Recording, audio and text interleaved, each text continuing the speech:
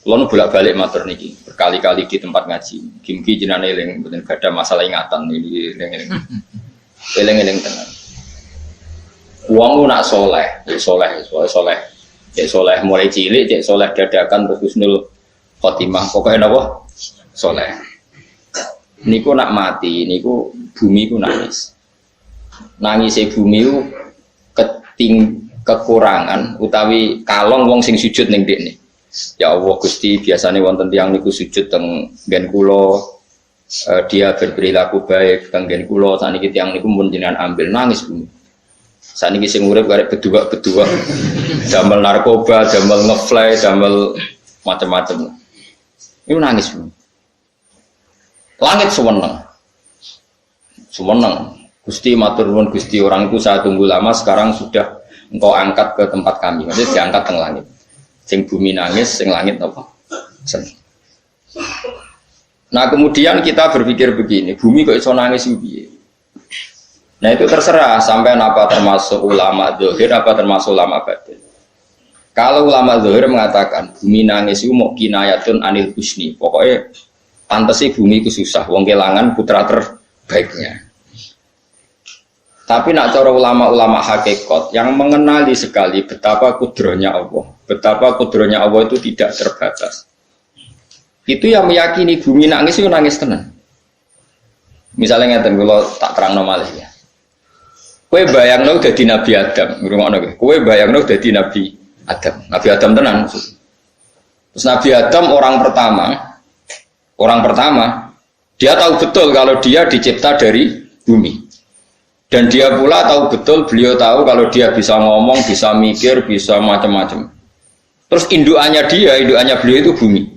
Mesti pikiran Nabi Adam, jangan-jangan bumi ini juga bisa berpikir kayak saya. Ini kan materi saya, karena saya dari bumi ini bisa ngomong, bisa melihat macam-macam. Terus bedanya apa menurut sobat napa?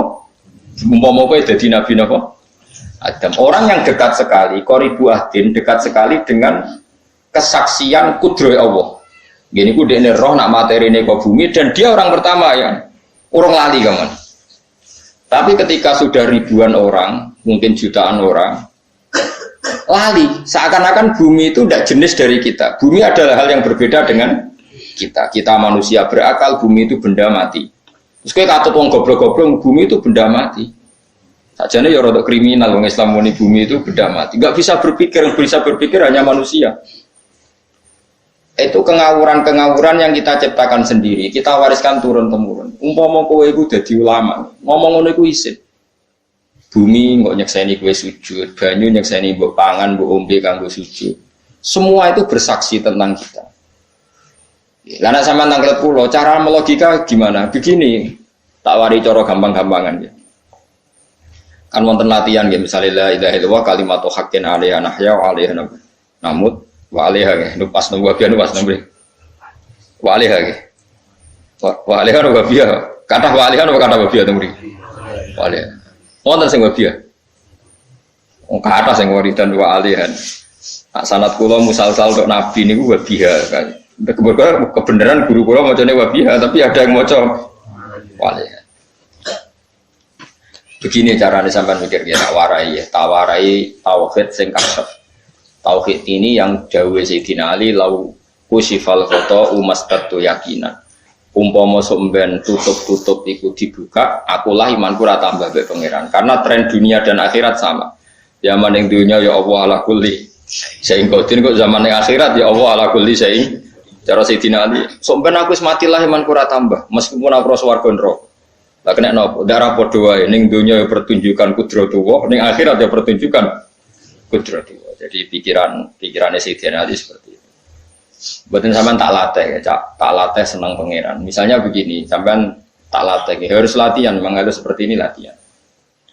Saya kan lahir misalnya tahun 1970.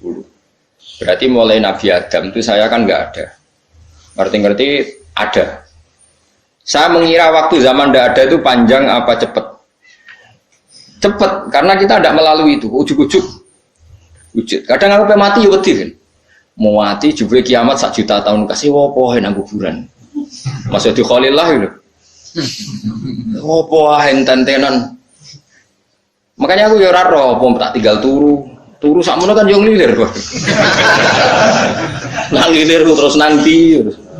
Apa mlaku-mlaku nang donya apa piye kok. Nak turu ya kok ngani ngoyo turu kok. Ribuan tahun lintas. Terus ya apa jajal? Sampeyan tak takok, misalnya sampeyan ning kuburan iku. Apa ngadepi muka nakit tukaran terus ya keselen tukaran. Tukaran nopo ratusan ribu mungkin. Nah terus kita dilatih. Kata Sayyidina Ali gampang latihan seperti kata Sayyidina Ali apa gampang ya jadi wong alim.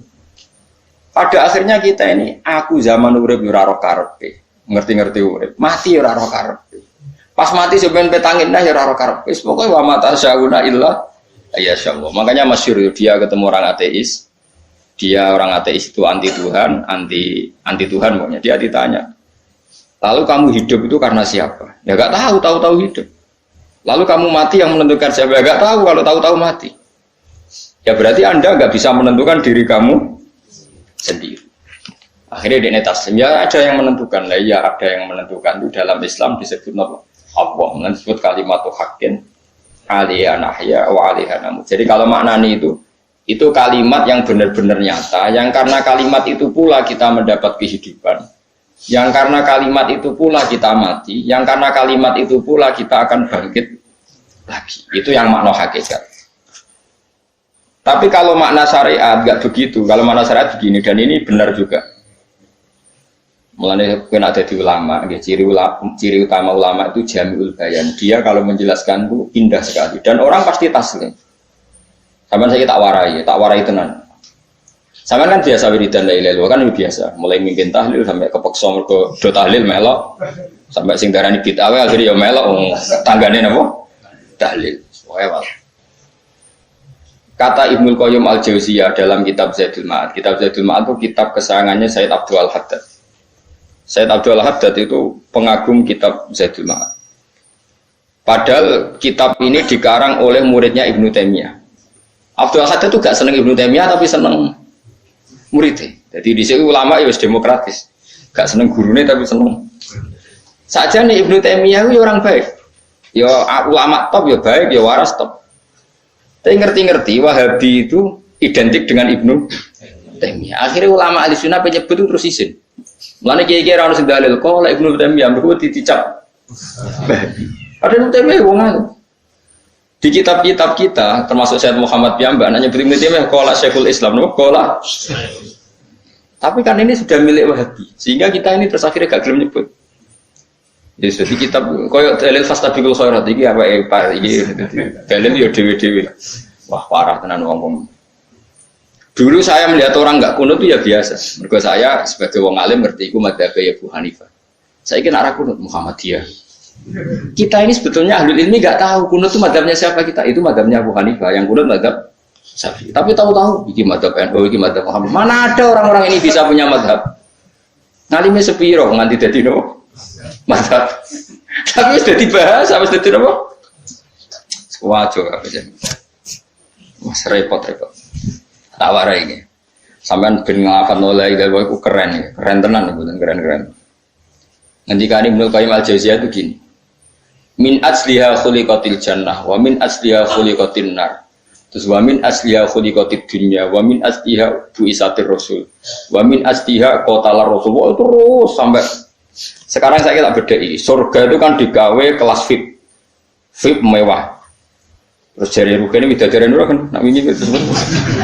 Kira 70. Wayu kabeh kan ora ono sing kriting kok. Wayu kabeh terus gak tahu delok wong liya. Kadang bojo kita wis elek jek delok. Widadari sifatnya maksuratun fil khiyam. Jadi gak tahu keluyuran ning ndi. Wayu kabeh. Lah surga yang semewah itu selek itu ya bagi mereka sing nglafatno atau yang menerima la ilaha illallah. Neraka sekarang dibikin dalam itu. Jari Abu Hurairah neraka itu tes-tesane benda kamu jatuhkan ke neraka itu untuk santet ke bawah itu nunggu 70 tahun. Kila 70.000 tahun. Jika nak HP mu ceblok nang neraka itu ceblok itu ngenteni 70. Betapa dalamnya ngentekno bego piro ya bayang. Oh itu kontraktor mana saja tidak sanggup itu disuruh ngeduk kedalaman neraka. Iku ya mau kanggo wong sing menolak la ilaha illallah. Jadi kalimat ini luar biasa. Swarga digawe bagi yang nerima, neraka digawe ya untuk yang menolak. Ya kalimat sing kowe nak tahlilan turu iku lho. Iku kalimat sing nggo alasan apa gawe swarga. Terus kalimat sing suwe-suwe sing lafadzno diarani bid'ah iku. Itu kalimat sesakral ini nasib akhir zaman itu entek. Gara-gara dilafadzno tahlilan tersangka jadi apa? Dulu kalimat yang dipuja-puja penyebab surga dan neraka. Saiki kalimat itu tersangka. Mau perkara napa? Bid'ah. Wis aja melok-melok, kowe debat ya ora iso makili aku sebarno aja. Kok ben terusno dalan kok. Berarti la ilaha illallah itu kalimat yang surga dibikin karena itu, neraka dibikin ya karena itu. Kemudian Allah punya sunnah, lalu butuh pelatihan. Dikasihlah Allah gawe bumi. Piye manusia butuh latihan, dibikinlah bumi. Dan ini latihan ikrar la ilaha illallah dengan sadar, dibikinlah bumi, lihat buakum terus dites. Wes digawe bumi, ono makanan, ono minuman, ono wayah, ono pegatan macam-macam, ono diutang sebulet macam-macam. Gue ngetes, eling la ilaha illallah, eling utangi, eling la ilaha illallah, eling kasusnya, pokoknya dites. Karena nggak fair kalau Allah bikin itu kemudian nggak dites, dibikinlah darul imtihan.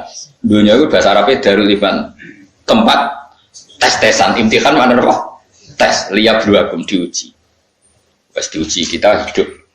Artinya kita dihidupkannya pun oleh Allah demi tes-tesan. Nah itu disebut kalimatul haqqin alaiha. Nah ya sebenarnya kita hidup pun ini untuk dites. Pada akhirnya la ilaha illallah apa enggak? Paham ya? Harus dites. Allah itu juga secara hukum itu kan nggak fair, dites kok nggak punya pemandu, dibikinlah rusul, diutuslah para rusul untuk pemandu. Tes itu kan butuh seru, pemandu tok rano musuhnya kan nggak seru, dibikinlah setan. Tadi sebagian kita sudah setan tapi ini ben seru. Lo ndak setan kan minal jinnati mana serumangsamu setan usofo, baik setan minal jinnati mana. Jadi kena meni auzubillah minasyaitonir rajim terjemahannya berlindung Allah dari saya sendiri ya Allah itu. Itu kalau lama dulu biasa auzubillah min syururi anfusina wa min sayyiati a'malina. Sebenarnya kita berlindung hanya dari setan yang jauh, iblis benda. Ya setan diri kamu sendiri, min syururi anfusina, dari kejelekan diri kita. Ngomongnya do ujug, ngomongnya setan tuh wah lu gaib sing piye. Lah kowe iku sapa? Nganti kowe maksiat terus mergo akrab klop, roh mbek setan klop. Mulai terus maksiat. Ya. Allah ngutus pemandu yang ngecul setan ben fair. Napa? Fair. Jadi semua darul ibtila ini juga demi kalimat. Makanya disebut kalimatul haqqin sing alaiha nahya. Kita hidup ya demi mendapatkan kalimat itu. Kita mati nanti ya demi kalimat itu, artinya mati ke neraka ya karena kalimat itu kita menolak atau mengabaikan. Masuk surga ya karena kalimat itu kita hormat, kita benar dalam memperlakukan kalimat itu. Jadi alaiha nahya wa alaiha nahya. Terus wa alaiha nub'as karuan, kalau kamu termasuk minal aminin ya nub'as minas solihin, kalau minal kafirin ya nub'as minad dzalimin. Tapi semua desain dunia ini hanya demi kalimat la ilaha illallah Muhammadur Rasulullah. Nah ini kan penting. Bagaimana mungkin kemudian kalimat sesakral ini, sehebat ini, kemudian ada orang tahlil kamu tidur. Kok iso? Kalau jangan kok iso orang tidur. Misalnya kayak mangkal, kalau mangkal sing mimpin, wira berber. Bagaimana mungkin kalimat yang menyelamatkan Anda, kemudian Anda anggap problem? Elek gak? Apalagi kamu anggap ini bid'ah. Nak cara kula oke lah. Ndongakno mayit itu gak ono tuntunan Nabi. Tahlilan gak ono tuntunan. Tapi wis muni tok kono tok. Artinya muni tok kono tok ora usah nyerang kalimah, enak kalimah tetap kalimah. Tapi soal kowe ora seneng sing tahlil, ketiga profesi lah itu wonge wae gedingnya jogeman. Ya saya misalnya, saya kadang enggak cocok sama mubalik karena kadang profesi. Tapi saya tidak pernah anti pengajian bagaimana itu membawa syiar Islam. Tapi kalau mubalik kadang ora seneng, kadang takon entuk piro. Bareng sangone sithik, kok sumbut transportasi ini. Lah wong ngono kok senengi iku piye? Tapi kita terus gedeng keliru, itu sing gawa syiar Islam. Mana ada pengajian didengar orang banyak tanpa mubalik? Gak iso. Ini iso melepokno barang-barang ra penting jadi penting iso. Nah, cara guruku teng sarang yang apa melepuk nganggo panggung barang karena. Tapi kadang ya benar. Yang namanya mudin mubalek ya itu bisa benar bisa salah. Tapi kamu nggak boleh gedeng kalimatnya. Tapi kalimat itu kalimat hak. Nah, ini penting kalau utarakan. Sehingga zaman Nabi Sugeng ini rungokno tenan ngaji. Zaman Nabi Sugeng itu ada sahabat. Namanya itu Usamah bin Zaid. Ini sahabat kesayangannya Nabi. Hibbu Rasulillah. Sama itu diutus Nabi perang. Ini dengerin diutus perang. Pas perang itu si kafir tadi mengenggal temannya. Ada yang tangannya putus, kakinya putus. Wah, seorang kafir ini sudah luar biasa. Bacok sana, bacok sini. Ketika terdesak oleh pasukan Usamah, kebetulan Usamah ini cakap ya, sama beberapa temannya orang Ansor. Orang kafir yang sudah kotoa arjulana wa kotoa aidiana, dia pas terdesak bilang la ilaha illallah. Terus sama Usamah tetap ditusuk, dibunuh karena dia berpikir ini qolaha muta'awid dan dia melafadzkan kalimat itu hanya berlindung dari pembunuh. Setelah dilaporkan Nabi itu marah besar. Nabi ngendikan kaifa anta ya Usamah bila ilaha illallah idza ja'at bika yaumil qiyamah. Kowe nak ditakoki la ilaha illallah ku piye? Piye wis ngomong la ilaha illallah, tapi sampai ngomong ngoten sausé ngethoki tangan kula, maksudnya tangan kula tangan kelompok saya, kaki saya. Nabi tetap jawab kaifa bila ilaha illallah idza ja'at bika yaumil qiyamah. Oh, Nabi menyoal. Sampai menjadi fatwa ijma'nya fuqaha, siapapun yang melafatkan la ilaha illallah harus kita terima meskipun qolaha muta'awwidan, meskipun saat melakukan hanya cara zahir berlindung dari ya, sehingga kita terima. Orang kafir yang 80 tahun kafir melafatkan la ilaha illallah 1 menit menjadi mukmin. Sampai ada ayat qulil ladzina kafaru iyantahu yufar lahum ma qad. Ini kalimat yang sakral, bahkan kafir yang 80 tahun saja menjadi mukmin hanya karena melafatkan la ilaha. Mulanya yang ngaji saya, yang senang saya, jangan pernah kamu mengatakan ada bid'ah yang orang bisa jadi kafir. Bagaimana mungkin orang mukmin yang ke kuburan dan melafatkan la ilaha illallah kamu katakan kafir? Padahal kalimat ini yang kafir 80 tahun saja menjadi mukmin. Saiki ana wong nglafadzno la ilaha illallah mergo salah tempat pinggir patok mbok arani kafir. Kok aneh. Musim kafir 80 tahun dadi mukmin iki gara-gara ngafalno la ilaha illallah dadi kafir. Mergo mau salah kali, salah tempat. Ning pinggir apa? Patok. Boyo nara cocok mending nganggur, wong sering ziarah nganggur. Nyatane ya tenan. Cara dene pegawai negeri ora sering ziarah. Nah iku tapi ora usah muni kafir, namanya kafir gak mungkin lah. Coba kalimat ini itu orang kafir yang 80 tahun menjadi apa coba dengan melafadzkan kalimat ini? Mukmin kan? Berarti kalimat ini adalah kalimat penghilang kekafiran. Lalu karena dilafadzkan secara salah dianggap kafir. Hanya karena bid'ah itu tidak mungkin. Makanya sebetulnya Wahabi yang alim-alim itu tidak berpendapat demikian. Saya punya beberapa referensi Wahabi yang alim itu tidak pernah mengkafir-kafirkan orang karena perdebatannya seperti itu. Misalnya ini wis kuwaja. Sebenarnya kalau orang alim itu ya mirip-mirip, entah Wahabi entah tidak mirip-mirip. Karena kalimat tadi. Wahabi itu kitab terbesarnya itu Ibnu Taimiyah. Ibnu Taimiyah itu punya murid Ibnu Qayyim Al-Jauziyah. Sampai sekarang saya lihat di fatwanya Ibnu Taimiyah itu begitu hormat sama orang-orang kita ini sama. Tapi tahu-tahu lewat penyaduran sana sini itu menjadi kacau. Jadi kalau balik ini malah sampai nak kepengen dua nikmat batinah seperti tadi yang saya utarakan. Swarga dicipta sedemikian mewah ya demi yang menerima la ilaha illallah. Terus neraka dibikin se ekstrim itu juga bagi yang nolak. Kemudian dibikin darul pelatihan yaitu dunia ya karena kalimat berarti kalimat ini luar biasa. Wa biha qamatis samawati wal ardu. Kalimat ini pulang menjadikan langit bumi berdiri. Lalu sekarang kita bisa ngomong, bisa berpikir, bisa ngadekno BPKB macam-macam. Itu karena kita sendiri apa karena kudratullah? Saya tanya. Karena kudratullah. Kalau karena kudratullah, apa susahnya Allah bikin kemampuan tanah ini nangis, tanah ini susah. Wong bodoh-bodoh kowe iso nangis, iso mikir ya mergo kudratullah, ndak karena kamu. Harusnya ya sama, bumi-bumi ini bisa menangis juga karena kudratullah. Makanya bumi ini menangis ketika enggak ada orang yang sujud. Iku ya mungkin. Wong zaman kowe iso nangis ya krana kudratullah, mestine bumi yang kamu katakan benda mati, hakikatnya dengan kudratullah juga sama dengan kita.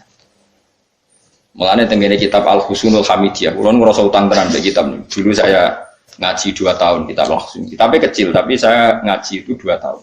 berkali-kali saya ulang. Itu beliau cerita gini. Dia yang ngarang itu orang alim, kebetulan dia orang India. Memang kelebihannya kitab dikarang orang Arab itu luweh bulat. Wong Arab kan semuanya Islam, karangannya itu standar. Ini dikarang India. Di Tonggo Blodor, di masjid nyanyi, pada dikarang ulama yang masyarakatnya itu udah karu-karuan. Beliau cerita itu gini. Manusia itu punya satu kebodohan, di mana kebodohan itu disebabkan oleh Rabtul Asbab Al-Adiyah, mengkaitkan sebab sing biasa-biasa. Misalnya gini, taman saya kita omongin, misalnya ada orang bilang gini, batu ini nanti itu menjadi ayam. Orang bilang mukhal apa enggak? Enggak, jawab saja. Mukhal. Kenapa bilang mukhal? Karena dikira tidak bisa kan? Enggak, jawab saja. Jawab satu saja. Batu ini menjadi ayam. Kamu jawab mukhal. Alasannya apa? Alasannya tidak mungkin terjadi, apa kamu tidak bisa? Sebetulnya karena kamu udah bisa. Udah. Kalau dia nyontok nombor tahun Indonesia, nyontok nombor kayak kelungsu lah. Anak apa? Biji asem, nak gini derene. Kelungsu ya. Lau ukhbiroda karrojul. Andai kan orang itu kamu kasih tahu, kelungsu ini biji asem itu, biji pohon asem itu. Nanti yang kecil ini suatu saat besar. Setelah besar buahnya banyak, tambah besar, tambah besar. Terus orang bilang mungkin. Ketika bilang mungkin itu karena dia bisa, apa hanya karena menyaksikan berkali-kali ada kejadian nak kelungsu ditandur, iku iso dadi gede. Coba sama aja. Karena dia bisa, apa karena hanya menyaksikan itu sering terjadi? Hanya menyaksikan. Artinya zaman dia mengatakan mungkin itu pun tidak memberi kontribusi ikut buat. Ya enggak? Tetap bergantung kudrohnya Allah. Dia hanya bilang mungkin karena sering melihat. Sebenarnya dia nggak sama sekali memberi kontribusi. Lah darani mungkin ya ora urun. Paham ya? Lalu kenapa dia kecangkeman terus muni wong wis mati dadi lemah gak mungkin dadi manusa meneh. Lho zaman dadi manusa sing wis ngene iki kok mani dene lara melok gawe. Terus muni mungkin mergo sering terjadi, sering roh, sering bersaksi. Berarti sebenarnya manusia itu pakai ukuran dia mampu tidak mampu apa pakai ukuran bersaksi melihat? Bersaksi. Nah, ini kan problem kita sebagai manusia itu problem. Lalu disebut wakanal insanu zaluman jauh wis goblok aja. Manusia itu nak wis goblok. Makanya saya kemarin diminta ngisi di pondok kajian. Kalau sampean berdebat sama orang ateis atau orang komunis itu gampang saja. Dilatih begini seperti teorinya Quran. Ya nanti saya teruskan ini tak ulang lagi ya. Saya ulang lagi. Andai kan nggak pernah terjadi telur itu jadi ayam, nggak pernah terjadi sama sekali. Telur itu jadi ayam. Terus kamu mengasih tahu orang tadi, telur ini loh nanti jadi hewan yang hidup terus terbang. Mesti dia bilang mukhal, mau benda mati kok nanti jadi benda hidup yang terbang ngalor ngidul. Berhubung sering terjadi dan dia pun tidak ikut bikin, bilang mungkin. Paham? Saya ulang lagi ya. Berarti dia bilang mungkin karena sering apa?